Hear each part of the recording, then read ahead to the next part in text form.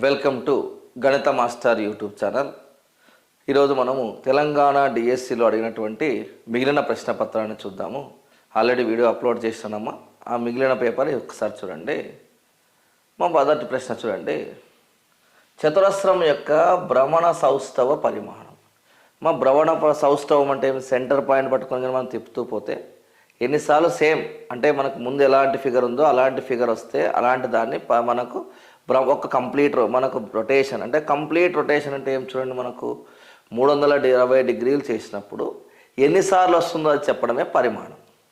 కాబట్టి ఇక్కడ ఏమన్నాడు, ఒక చతురస్రం యొక్క భ్రమణ సౌష్ఠవ పరిమాణము స్క్వేర్కి మనకు రొటేషనల్ సిమెట్రీ భ్రమణ సౌష్ఠవ పరిమాణము అన్నాడు.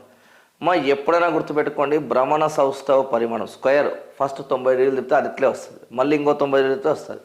కాబట్టి 4 సార్లు వస్తుంది చూడండి, గుర్తుపెట్టుకోండి. చతురస్రం స్క్వేర్ అంటే చతురస్రం వచ్చేసి 4 సార్లు వస్తుందమ్మా పరిమాణం చిన్న 4 సార్లు. కోణం ఎప్పుడు కూడా 360లో డివైడ్ చేసేసేయండి బై 4 అంటే మనకు ఏమవుతుందమ్మా అంటే 90 డిగ్రీస్. ఒకవేళ మీకు స్క్వేర్ అడిగినాడా, భ్రమణ సౌష్ఠవ పరిమాణము 4, కోణం వచ్చేసి 90 డిగ్రీలు. అదే రెక్టాంగిల్ అంటాం అంటే దీర్ఘ చతురస్రానికి మనకు 2 వస్తుంది అంటే 2 సార్లు సేమ్ స్థితి కలుగుతుంది. కాబట్టి 360లో సగము అంటే 180 డిగ్రీలు. రాంబస్ చూడండి, సమచతుర్భుజాన్ని మనము 2 సార్లు తిప్పితే మనకు చూడండి, తిప్పినప్పుడు మనకి ఏమంటే 2 టైమ్స్ సేమ్ వస్తుంది. ఒక కంప్లీట్ రొటేషన్ అంటే కంప్లీట్గా తిరిగినప్పుడు మనకు పరిపూర్ణ భ్రమణం చేసినప్పుడు ఒక కంప్లీట్ రొటేషన్ పరిపూర్ణ భ్రమణం చేసినప్పుడు 2 సార్లు వస్తుంది. కాబట్టి 2 180 డిగ్రీస్. స్క్వేరు, రెక్టాంగిల్, రాంబస్, త్రిభుజం అంటే అది కూడా ఈక్విలేటరల్ ట్రయాంగిల్, సమబాహు త్రిభుజము. ఈక్విలేటరల్ ట్రయాంగిల్ 3 సార్లు వస్తుంది చూడండి, కోణం 120 డిగ్రీస్ అన్న 360లో మనకు బై 3 చేస్తే 120 డిగ్రీస్ వస్తుంది. కాబట్టి చతురస్రానికి 90 4 సార్లు, దీర్ఘచతురస్రం 2 180 డిగ్రీస్, సమచతుర్భుజము 2 మనకు 180 డిగ్రీలు. అదేవిధంగా సమబాహు త్రిభుజానికి 3 120 డిగ్రీలు. లాస్ట్ దిస్ వృత్తం. వృత్తం వచ్చేసి ఇన్ఫినిటీ అంటే ఒక వృత్తాన్ని ఎట్లా తిప్పినా సేమ్ కనబడుతుంది. కాబట్టి అనంతమైనటువంటి పరిమాణం, ఇన్ఫైనైట్ పరిమాణం దేనికి ఉంటుందమ్మా అంటే వృత్తానికి ఉంటుంది. కానీ కోణం మనం లెక్కించలేము, ఇన్ఫైనైట్ సార్లు బాగా కొట్టాలంటే మనకు తెలియదు కాబట్టి ఇన్ఫినిటీ ఆన్సర్. కాబట్టి మనకి ఈ ప్రశ్న వరకు ఏమైనా అంటే చతురస్రం యొక్క భ్రమణ సౌష్ఠవ పరిమాణం, చతురస్రం స్క్వేర్ 4 ఆన్సర్. భ్రమణ సౌష్ఠవ పరిమాణం ఎంతమ్మా అంటే 4. నెక్స్ట్ ఏమి ఇచ్చినట్టు చూడండి, 894 ఇంటూ 906. చూడండి 894 ఇంటూ 900 + 6 రాయొచ్చు. లేదా ఎట్లా మల్టిప్లై చేసినా ఒకటే వస్తుందా, మల్టిప్లై చేద్దాం. ఏమి ఇవన్నీ రాయాల్సిన పనిలే. 6 4 24, 9 6 54, 56 5 చూడండి మనకు 6 8 48 అంటే 53. 0 వచ్చింది కాబట్టి ఇది రాయము. నెక్స్ట్ 9 4 36, 9 9 81 అంటే 84. నెక్స్ట్ 9 8 72 అంటే 80. చూడండి 4 6 9 9 80. దీనికి మళ్ళీ షార్ట్ కట్ వాడి పొరపాటున ఏదైనా టోటలింగ్లో ఏదైనా తప్పు పోయిందంటే మొత్తం ఉన్నది పోతుంది. కాబట్టి 809964 ఆన్సర్ డి 4th. కాబట్టి మల్టిప్లై చేసేది వచ్చింది, ఓపికతో చేస్తే అయిపోతుంది. పొరపాటు ఆ షార్ట్ కట్ అయినా మైనస్ ప్లస్ అవి వేసి ఇవన్నీ వద్దురన్న.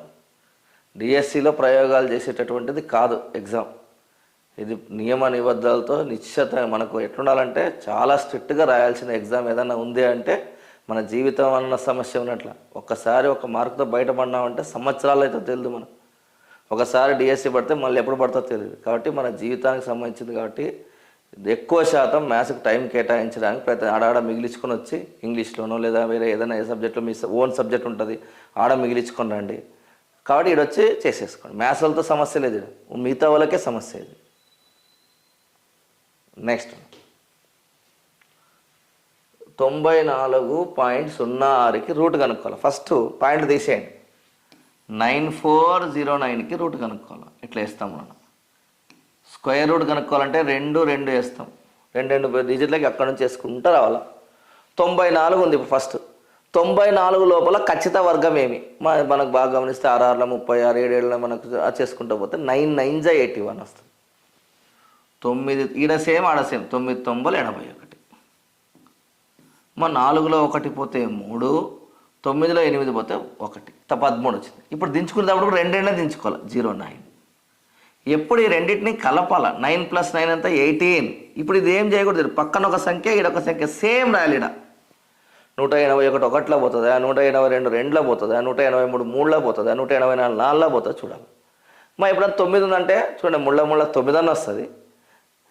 7 7 49 అని వస్తుంది. కానీ ఇక్కడ చూడండి 13 మనకు దాదాపు చూస్తుంటే మనకు 3తో పోదు. 54 చిల్లరనే 18 3లో 54 కాబట్టి కాదు. 7తో చూద్దాం. 187 7s 7 7 49. మనకు చూడండి 7 8 56 60 0 7 1 7 ఒక 13 సరిపోయా. కాబట్టి √9409 అన్న ఎంత 97 చిన్న. అదే మనకు చూడండి 94.09 చిన్న. ఎప్పుడైనా గుర్తుపెట్టుకోండి, స్క్వేర్ రూట్ లోపల పాయింట్ ఉందంటే పాయింట్ తర్వాత 2 అంకెలకు ఒక పాయింటే రాస్తాం. 2 అంకెలకు ఒక పాయింట్ తీసుకుంటూ పోవాలి. అంటే 4 డిజిట్లు ఉన్నాయంటే 2 డిజిట్లతో పాయింట్ పెట్టాలి. ఇక్కడ 2 డిజిట్లు ఉన్నాయి కాబట్టి 1 డిజిట్ తర్వాత పాయింట్ పెట్టాలి. అంటే 9.7 అనేది ఆన్సరు. చూడండి ఆన్సర్ వచ్చేసి 9.7. చూడండి ఈ క్రింది వాటిలో గరిష్ట విలువ కలిగినది వంటిది ఏది? జాగ్రత్త చేసుకోవాలి. ఇలాంటివే పోయేది మనం. మ్యాథ్స్ వాళ్ళకి పోతే అన్నీ పోతాయి. ఇట్లా ఉంది యాక్చువల్గా. 0.100 హోల్ స్క్వేర్ అన్న గరిష్టమైనది కావాలంటే అన్నిటికంటే పెద్దది. బాగా గుర్తుపెట్టుకోండి. చూడండి 0.100 రాసినామంటే 0.1కి స్క్వేర్ అన్న. అంటే 0.1 అంటే 1/10 అన్న యాక్చువల్గా. హోల్ స్క్వేర్ అంటే 1 స్క్వేర్ అంటే 1, 10 స్క్వేర్ అంటే 1/100. ఫస్ట్ది ఏమా అంటే నీట్గా మార్చుకుంటే 1/100. సెకండ్ది వాడేది క్లియర్గా ఇచ్చినాడు 1/1000. థర్డ్ది మనకు 0.0301 అంటే మొత్తం 4 డిజిట్ తర్వాత పాయింట్ ఉంది కాబట్టి 4 సున్నాలు ఉండాలి. నెక్స్ట్ 4వది 10⁻⁻5 అంటే 1/10⁵ అంటే 5 సున్నాలు రాసుకోవాలి. 1/1 పక్కన 5 సున్నాలు రాసుకోవాలి. చూడండి 1 ఎప్పుడైనా మనకు చూడండి న్యూమరేటర్ సేమ్ అన్నిట్లో 1 కాబట్టి ఎప్పుడైతే 1 ఉంటుందో ఏదైనా ఉన్నాని డినామినేటర్ ఏది చిన్నగా ఉంటే అది పెద్దది, ఏది పెద్దగా ఉంటే అది చిన్నది. కాబట్టి ఎవడు కావాలా? గరిష్టం కావాలా అంటే చిన్న హారం ఉండాలి, డినామినేటర్ చిన్నది ఉండాలి. చూడండి ఇది 100, ఇదేమో 1000, ఇదేమో 10,000, ఇదేమో 1,00,000 అంటే ఇది. అంటే 1 అంటే ఏమి? ఇది 0.100 ఉందని కన్ఫ్యూజ్ అయ్యారు. పాయింట్ తర్వాత అంకెల తర్వాత సున్నాలు ఎన్ని ఉన్నా వేస్ట్ అన్న మనకు. ఇప్పుడు చూడండి 0.25000000 హోల్ క్యూర్ ఉంటుంది. పాయింట్ అయిపోయింది, అంకెలు అయిపోయిన తర్వాత జీరోలు అన్నీ వేస్ట్. అంటే 0.25కి స్క్వేర్ అని కనుక్కోమన్నాడు. అట్లా జాగ్రత్తగా చూసుకోవాలని. కాబట్టి ఈ ప్రశ్న వరకు ఏమో అంటే ఏ ఆన్సర్ అవుతుంది. నెక్స్ట్ చూడండి కాంపౌండ్ ఇంట్రెస్ట్ చక్రవడ్డీ కనుక్కోవాలి. మీ చక్రవడ్డీ చెప్పడానికి ముందు ఒక చిన్న బేసిక్ ఒకటి. అంటే చక్రవడ్డీ అంటే వడ్డీ మీద వడ్డీ లెక్క కడతాం. ఈ చక్రవడ్డీని ఈజీ చేయడానికి ఇది ఒక్క మార్గం చూడండి. సింపుల్ ఇంట్రెస్ట్ 2 ఏళ్ళు అనుకోండి, కాంపౌండ్ ఇంట్రెస్ట్ 2 సార్లు సింపుల్ ఇంట్రెస్ట్ కనుక్కుంటామని మన మైండ్లో ఉండాలి. ఒక ఉదాహరణ చూపిస్తా, ఈ విధంగా చేయాలమ్మా అని మీకు చూపిస్తా. నెక్స్ట్ మీరు అప్లై చేయండి. ఒకవేళ అసలు 6,000, ఈ ప్రశ్నకు సంబంధం లేదు, మళ్ళీ తుడిపేద్దాం. 6,000 రేట్ 10%, రేట్ ఏమన్నా అంటే 10%, టైము 2 సంవత్సరాలు, ఒకటి మనకు టైం వచ్చేసి 3 సంవత్సరాలు. 2 క్వశ్చన్లు చేద్దాం, ఇది చేద్దాం అది చేద్దాం. అంటే సంవత్సరానికి లెక్క కట్టే పద్ధతిన చక్రవడ్డీ ఎంత అన్నాడు, కాంపౌండ్ ఇంట్రెస్ట్ ఎంత అన్నాడు. ఫస్ట్ మీరు చూడండి, గుర్తుపెట్టుకోండి. 2 ఏళ్ళు ఉందనుకోండి, 2,1 గుర్తుండాల. 3 ఏళ్ళు ఉందనుకోండి, 3, 3, 1 గుర్తుండాలి మీకు. టైం 4 ఏళ్ళు ఉందనుకోండి, 4, 4, 1 గుర్తుండాల. సార్ 4, 6, 4, 1, 4, 6, 4, 1. మా 4 ఏళ్ళు చాలా తక్కువ డిఎస్సి హెచ్జిటి వాళ్ళకు, కానీ ఏమో ఈ ప్రశ్న పత్రాలలో టెట్లో ఇచ్చినాడు. ఫస్ట్ ఏం సార్ ఈ 2,1 ఏమి, 3,3,1 ఏమి, 4,6,4,1 ఏమి అని ఒకసారి చూపిస్తా. చూడండి, టీ 2 ఏళ్ళకి అడిగినాను అనుకోండి, 2 సార్లు ఇంట్రెస్ట్ కనుక్కోవాలి, I1, I2, 2 సార్లు వడ్డీ కనుక్కోవాలి. చూడరా భయ్, సింపుల్ ఇంట్రెస్ట్ అయితే ఒకసారి కనుక్కుంటాం, ఇక్కడ 2 సార్లు. PTR/100 సంవత్సరానికి వేయడమే. 6,000 టైం సంవత్సరము, రేటు 10/100 అంటే 600. ఓకే, నెక్స్ట్ దీనికే ఈ వడ్డీ మీద వడ్డీ రావాలి కాబట్టి ఈ వడ్డీ తీసుకొచ్చి ఇవ్వాలి. అసలు అవుతుంది ఇక్కడ 600 × 1 × 10/100 60 అవుతుంది. మనకి ఏం చెప్పినట్టు 2, 1, ఇది 2 సార్లు తీసుకోవాలి, ఇది 1 సారి తీసుకోవాలని చెప్తుంది. అంటే 600 × 2 అంటే 1,200. నెక్స్ట్ ఇది ఒక 60, 1260 అనేది ఆన్సర్ అవుతుంది. 6,000 అప్పించినప్పుడు 1,260 అవుతుంది చక్రవడ్డీ 2 సంవత్సరాలకి.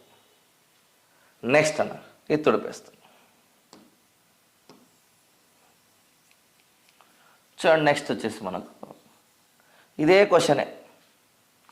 ఫస్ట్ 3 ఏళ్ళకి ఇంట్రెస్ట్ 1, ఇంట్రెస్ట్ 2, ఇంట్రెస్ట్ 3 అట్లా 3 వేసుకోండి, ఎక్కువ ఆలోచన చేస్తుంది. 3, 3, 1 వడ్డీ 6,000కి సంవత్సరానికి 10% PTR/100 2 సార్లు సూత్రం వాడతా 600. మళ్ళీ 600 తీసుకుంటా, 600కి PTR/100 టైం 1 ఇయర్కే చేయాలన్న 60. మళ్ళీ దీనికి నాన్న ఈ 60కి మళ్ళీ చేయాలి, 60 × 1 × 100 PTR/100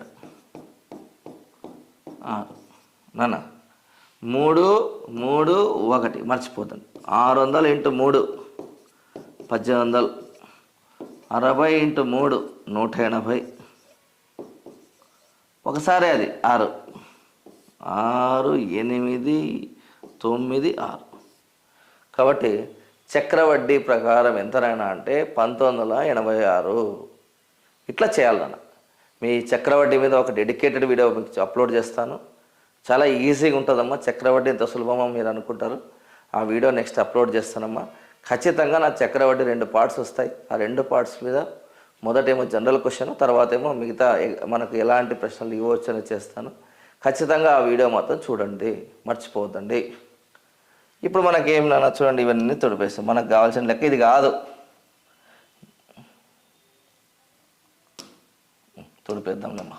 రైట్, ఫస్ట్ ఇక్కడ ఏం చూడండి, మనకు 1000 రూపాయలు అప్పించినాడు. ఇక్కడ గుర్తుపెట్టుకోండి, 2 సంవత్సరాలకైతే 2:1 అంటే 2,1, 3 సంవత్సరాలకైతే 3,3,1, 4 సంవత్సరాలకైతే 4,6,4,1.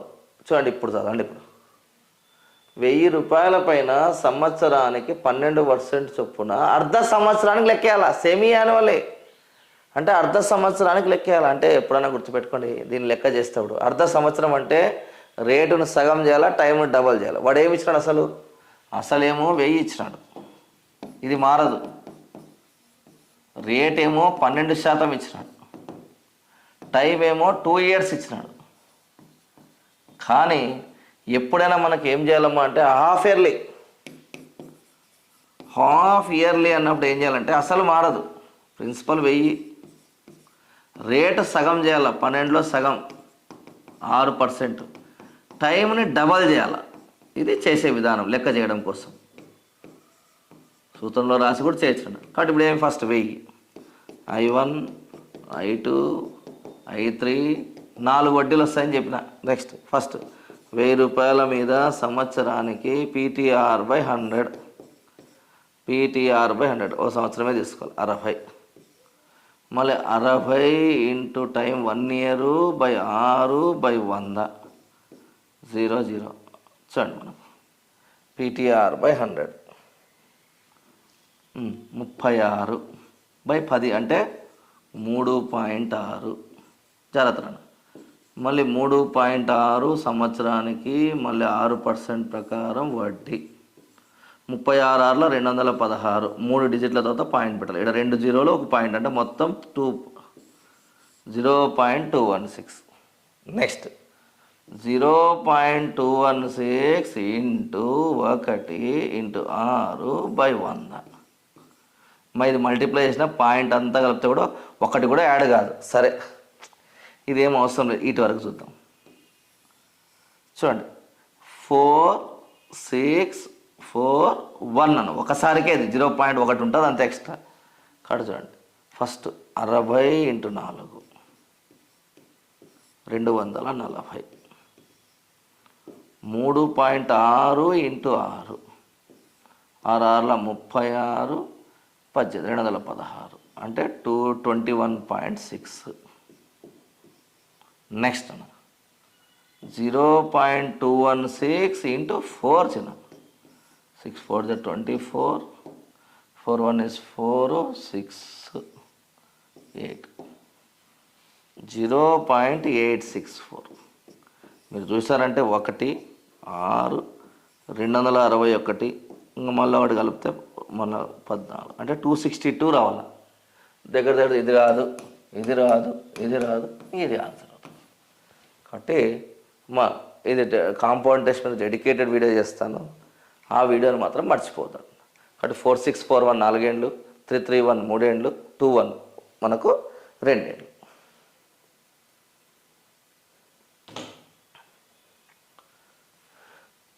$252,396 మరియు 541 ఉమ్మడి కారణాంకాల్లో గరిష్టది.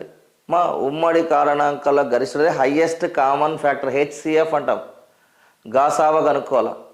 కాబట్టి మనం ఎప్పుడు ఎట్లా చేయాలి, మనకు 252ని 396తో డివైడ్.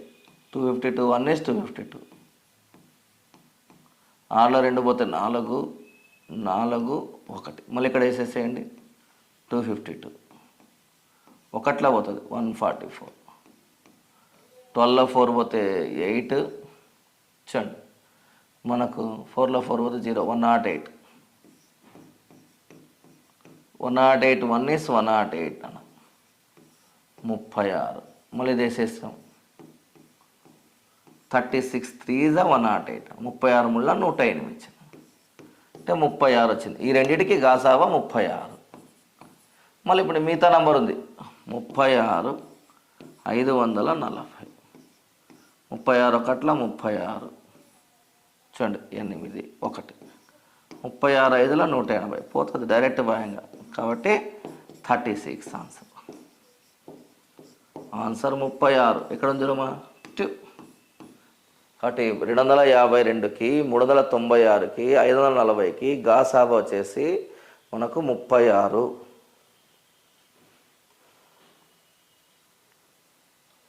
చూడమ్మా 3 యూనిట్లు అంచుగా గల పెద్ద గణాన్ని తయారు చేయడానికి అవసరమైన యూనిట్ సమగణాలు ఎన్ని? 1 యూనిట్ సగమగణం, 1 యూనిట్ సమగణం ఏం కావాలో మనకు? Volume L into B into H అన్నీ ఒకటే అంటే 1 క్యూబిక్ సెంటీమీటర్ కావాలా, లేదా ఏదో సెంటీమీటర్లో ఏదో ఒకటి కావాలా. ఇక్కడ 3 కావాలంట, 3 యూనిట్ క్యూబ్స్.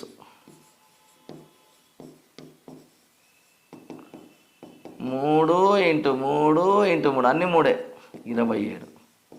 కాబట్టి ఒక్కొక్కటివి మనకు ఒక్కొక్కటివి ఎన్ని కావాలమ్మా అంటే 27 కావాలి వస్తుంది. 1 1 1 1 1 1 ఇంటూ 27 చేస్తే 27 వస్తుంది కాబట్టి 21 గణాలు కావాలి. సమగణాలు తయారు చేయడానికి ఎన్ని కావాలమ్మా అంటే 27. అంటే ఒక స్మాలర్ క్యూబ్ ఉంది, 1 యూనిట్ ఉండాలంట. 1 ఇంటూ 1 ఇంటూ 1 ఏమవుతుంది? 1 అవుతుంది. మనకు 3 యూనిట్స్ అంటే 3 ఇంటూ 3 ఇంటూ 3 ఏమవుతుంది? 27. కాబట్టి 20 యూనిట్లు కావాలంటే ఏం చేయాలి? ఇంటూ 27 చేయాలి. కాబట్టి 27 సమగణాలు కావాలా, 1 యూనిట్ సమగణాలు కావాలా. నెక్స్ట్ చూడండి, the volume of the rectangular box, దీర్ఘచతురస్రాకారపు పెట్టె, దీర్ఘచతురస్రాకారపు పెట్టె, ఇది ఆ పెట్టె. ఇది పొడవు లెంత్ ఎంత ఇచ్చినాడు? పొడవు 3pr అంట. నెక్స్ట్ వెడల్పు, ఇది వెడల్పు చిన్న 2qr, ఇది ఎత్తమ 4pq. అయితే ఘన పరిమాణము వాల్యూమ్ కనుక్కోమంటాడు. Volume L into B into H అన్న ఫార్ములా.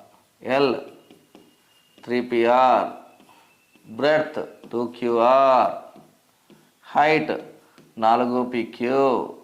చూడండి 3 రెట్లు 6, 6 4 24. P into P P square, Q into Q Q square, R into R R square. 4p square Q square R square అంటే 24p square Q square R square. కాబట్టి answer ఏమవుతుందమ్మా అంటే 2p square Q square R square అవుతుంది. Next question మా చూడండి, దత్తాంశము నిర్వహణకు సంబంధించిన క్రింది వాటిలో అసత్యం, స్టాటిస్టిక్స్ సంబంధించిన దాంట్లో చెప్పాలి మనం. ఫాల్స్, తప్పు చెప్పాలి. చూడండి, లెంత్ ఆఫ్ ఈచ్ వర్ వద్దు, కమ్మీ రేఖా చిత్రంలో ప్రతి అంశం యొక్క పౌనపుణ్యము ఎంత ఉందో దాని కమ్మీ పొడవు అదే కదా. చూడండి, కమ్మీ పొడవే చెప్పేది, ఎంత పౌనపుణ్యం ఉంటే అడిగి ఆగింటాం మనం. 5 ఉంటే 5, 10 ఉంటే 10. కాబట్టి కరెక్ట్ ఇది. వృత్తరేఖా చిత్రం దత్తాంశం యొక్క ప్రతి అంశాన్ని వృత్తంలో సమాన భాగాలు, ఎట్లా వృత్తం వేసినాము అంటే సమాన భాగాలు ఉంటుంది. ఇది 3%, ఇది 5, చిన్న చిన్న పెద్దది చేస్తా మొత్తం ఉంటుంది. కాబట్టి సమాన భాగాలు ఉండదు. ఇది తప్పు, ఇదే ఆన్సర్. కానీ చూద్దాం, పటచిత్రంలో దత్తాంశం యొక్క పౌనపుణ్యాన్ని సూచించడానికి పటాలు లేదా గుర్తు కరెక్టే కదా. పౌనపుణ్యం 5 అనుకో, ఏం చేస్తాడు? ఒక బాతు పెట్టి దీనికి 5 అంటాడు. దాన్ని 57 పెట్టాలనుకో, 55 పెట్టాలనుకో, 5 బాతులు ఇవ్వడం జరుగుతుంది. మరి ఏదన్నా వాడు బొమ్మ ఇచ్చి ఇస్తాడు. కాబట్టి కరెక్టే గుర్తులు వాడతాడు, పటాలు వాడతాడు, చిన్న చిన్న పటాలు వాడతాడు. కాబట్టి చిత్రం దత్తాంశం పౌనపుణ్యాన్ని సూచించడానికి పటచిత్రాల పటాలు లేదా గుర్తులు వాడతాడు. ఇది కూడా కరెక్ట్, ఇది కూడా కరెక్ట్. నెక్స్ట్ అన్న, ఒక దత్తాంశముకు నిర్మించిన సోపాన రేఖాచిత్రము మరియు పౌనపుణ్య బహుభుజుల వైశాల్యం సమానం. 100% కరెక్ట్ ఇది. కాబట్టి ఏమి హిస్టోగ్రామ్లో మనకు చూడండి, పౌనపుణ్య బహుభుజులో దీర్ఘచతురస్రాల యొక్క వైశాల్యం ఎంత ఉంటుందో దీంట్లో కూడా సోపాన రేఖాచిత్రాల్లో మనకు దీర్ఘచతురస్రం యొక్క వైశాల్యం కూడా సేమ్ ఉంటాయన్న. కాబట్టి ఆన్సర్ ఇది కూడా కరెక్ట్ అన్న. కాబట్టి మనకు ఇది కరెక్టు. అంటే ఇవి మనం ఇది కాదు నేర్చుకోవాల్సింది. మనం మైండ్లో ఏం పెట్టుకోవాలంటే, కమ్మీ రేఖాచిత్రంలో ప్రతి అంశం యొక్క పౌనపుణ్యం ఎంత ఉందో దాని యొక్క కమ్మీ యొక్క పొడవుతో తెలుస్తుంది. నెక్స్ట్ ఇది, దీనివల్ల మీకు ఏమొచ్చింది? పటచిత్రాల్లో మనకు ఏం చేస్తాడు? పౌనపుణ్యాన్ని పటాలు లేదా గుర్తులతో సూచిస్తాడు అని మనకు గుర్తుండాలి. నెక్స్ట్ ఇక్కడ ఏం చెప్తాడు? సోపాన రేఖాచిత్రము పౌనపుణ్య బహుభుజుల వైశాల్యము సేమ్ ఉంటుంది. ఎక్కడ? దత్తాంశం ఇచ్చి, ఒకే దత్తాంశం, మళ్ళీ వేరు వేరు కాదు, ఒకే డేటాకి ఇదే అదే, దీని వైశాల్యం దాని వైశాల్యం సేమ్ ఉంటుంది. ఏ దానికి? సోపాన రేఖాచిత్రం వేస్తాము, అది వైశాల్యం ఒకటే. పౌనపుణ్య బహుభుజుల వైశాల్యం వేసినప్పుడు ఇది కూడా ఒకటే వస్తుంది. కాబట్టి ఆన్సర్ ఫస్ట్ది కాదు, థర్డ్ది కాదు, ఫోర్త్ కాదు, సెకండ్. అంటే పై చార్ట్లో అన్ని సమాన భాగాలు చేయకూడదు. పెద్దది చేస్తాం, చిన్నది చేస్తాం, చిన్నది చేస్తాం, మనకేమి ఎట్లనే చేయొచ్చు భాగాలు. కాబట్టి సమాన భాగాలు అనేది తప్పునన్న, ఈ పదం రాకూడదు. భాగాలు చేస్తాం. కాబట్టి పై చార్ట్కి సంబంధించినటువంటి ప్రశ్న మనకు ఈ యొక్క క్వశ్చన్ ఉందే, ఇదే ఆన్సర్ అవుతుంది. కాబట్టి ఆన్సర్ ఏమో అంటే 2, రెండవది తప్పు అనేది రాస్తాం. ఇది మనకు రైట్. మనకు తెలంగాణ డిఎస్సిలో అడిగినటువంటి మరొక ప్రశ్నపత్రం. దాదాపు మనము 5 వీడియోస్ దాకా అప్లోడ్ చేసి ఉంటాం. మనము చూడండి 5 అంటే 5 ప్రశ్న పత్రాలు అడిగిన ప్రశ్నలన్నిటికీ నేను ఎస్జిటివ్ అన్నీ ఎక్స్ప్లెయిన్ చేశాను. మళ్ళీ ఎవరైనా మీరు స్కూల్ అసిస్టెంట్ వాళ్ళు మీ వాళ్ళు చూస్తున్నా, మీ ఫ్రెండ్స్ ఉన్నా, మ్యాథ్స్ కూడా స్కూల్ అసిస్టెంట్ మ్యాథ్స్ కూడా అప్లోడ్ చేస్తాను. ఇప్పుడు నెక్స్ట్ మనకు కొన్ని చాప్టర్ వైజ్ కూడా కొన్ని బిట్స్ అప్లోడ్ చేస్తా పోతానమ్మా. మన టార్గెట్ 2025 ఏపీ డిఎస్సి పిల్లలు, టెట్ పిల్లలు మ్యాథ్స్ అంటే భయపడకుండా చేయడమే నా యొక్క బాధ్యత. దాదాపుగా కష్టపడ్డాం నేను కష్టపడతా, మీరు కష్టపడండి. ఈ యొక్క డిఎస్సిలో మీరు విజేత కావాలని మనస్ఫూర్తిగా కోరుకుంటూ, మీరు ఎవరైనా ఇంకా సబ్స్క్రైబ్ చేయకుంటే సబ్స్క్రైబ్ చేయండి. మా ఛానల్ మీ ఫ్రెండ్స్కి రెఫర్ చేయండి. Thank you.